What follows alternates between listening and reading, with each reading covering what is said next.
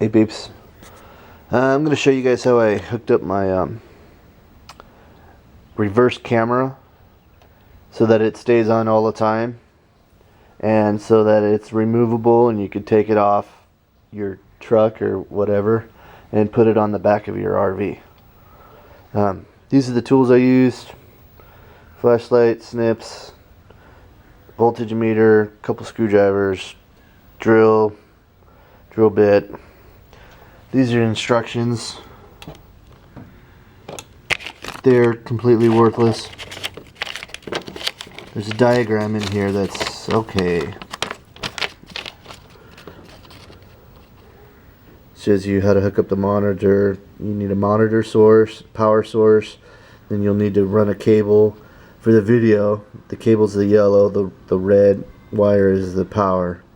And then on the back of the rig you'll need a power supply for the camera. And that's about it.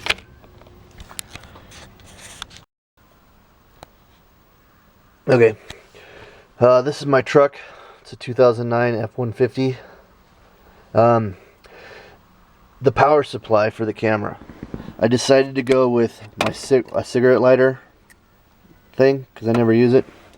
I have one of these for my cell phone and all that crap. The issue with the cigarette lighter is, if you look, both of the wires are black. One is black with a white stripe and one is black with a red stripe. I couldn't tell which one was which one was the ground, which one was the positive. So I had to use my meter, and what I did was I hooked up both to one side. I hooked it up, hooked up a lead to each wire, and the hot, what I thought was the hot, was the black and the white, because white nowadays usually means positive, the power, and my meter showed me that was a negative, so I had to reverse them around. No big deal, but it took me a little bit of time to figure out how to do that. Okay, now that was done. I wanted to be able to turn off my camera whenever I wanted. What a lot of people don't tell you, or what you don't hear about these cameras, is when you have them hooked up at night and they're always on, a car gets behind you with the lights on, obviously, and you're blinded by that stupid thing. So you want to be able to turn it off and on. So what I did is I ran two very thin lines, because there's not a whole lot of current going through these, to a switch, and I put the switch somewhere out of the way in my glove box, so I could just turn it off and on, turn it off and on. So one wire goes from, you can either hook it up from the negative side or the positive side. I went with the negative side, to form a circuit. So the power line goes to a circuit, to the switch here, and on the other side of the switch is another wire, and you run that to the power going to your camera. So when you flip the switch on, it makes a circuit and powers the camera. Pretty simple. Two wires, you can make a switch, no big deal. Hardest thing about this was fishing the wire through. I had to use I don't have like a fisher thing or whatever people use for that. I just used a stiff wire and I fished it through. I took my glove box apart and ran the wire right there. That took a little bit of time. It took about an hour. Then I took this part off. It's just a couple clips. It comes right off. Clips right off. Let's see. I don't want to do it again. So I took this panel off, and I was able to have access to that. I drilled a little hole in this little cubby. Then I fished the wire through and wired it down to here. So the wire comes, the power line goes here, and it's hooked up to here. And that's it on that.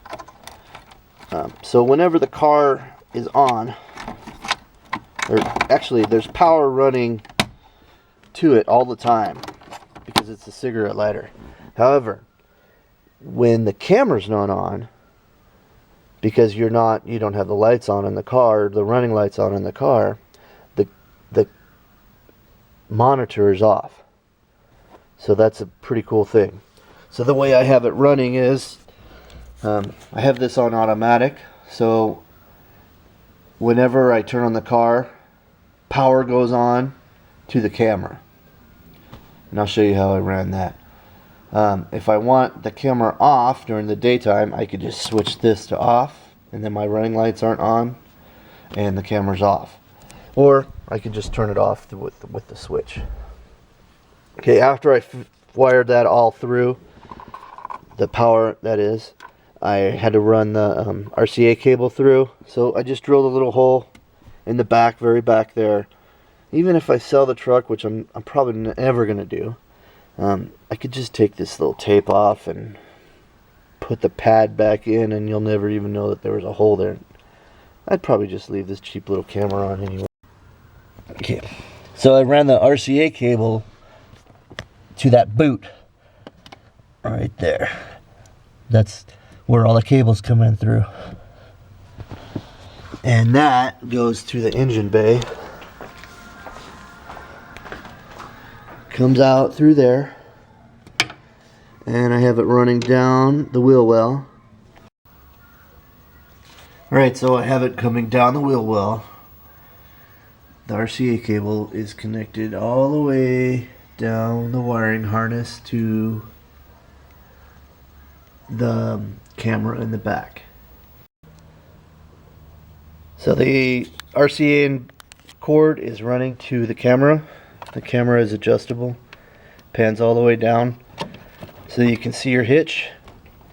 Have the power cord is connected to my RV umbilical, the running light side, and it's grounded with a grounding cable.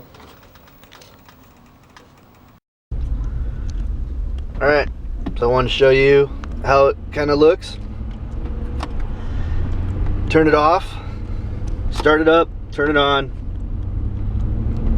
turn on your running lights, camera turns on.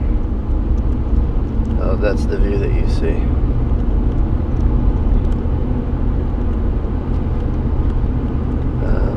It'll be handy for when I hook it up to the trailer.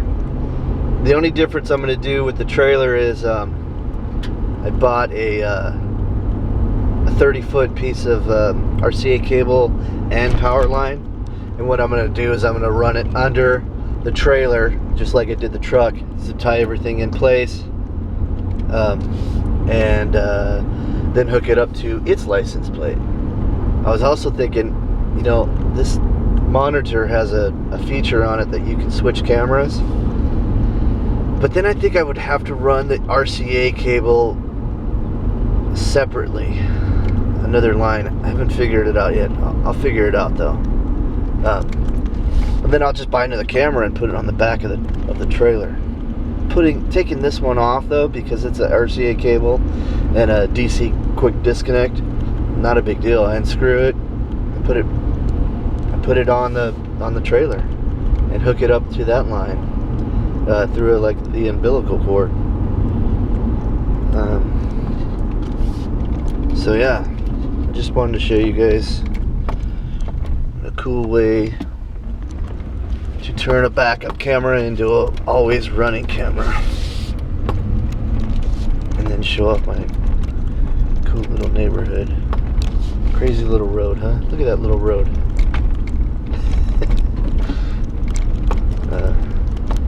It's the price you pay when you live in Southern California. You don't want to live in the city, in the sprawling city. You get little tiny roads. Okay, I will film the wiring of the trailer, but it's not a big deal. It's all one bundle, 30 feet, running underneath the trailer to the back, and then that's it. Hook it up, done deal. That way you can have a little backup camera. You can impress everyone when you pull into the campground or wherever, and you don't have to have your wife direct you.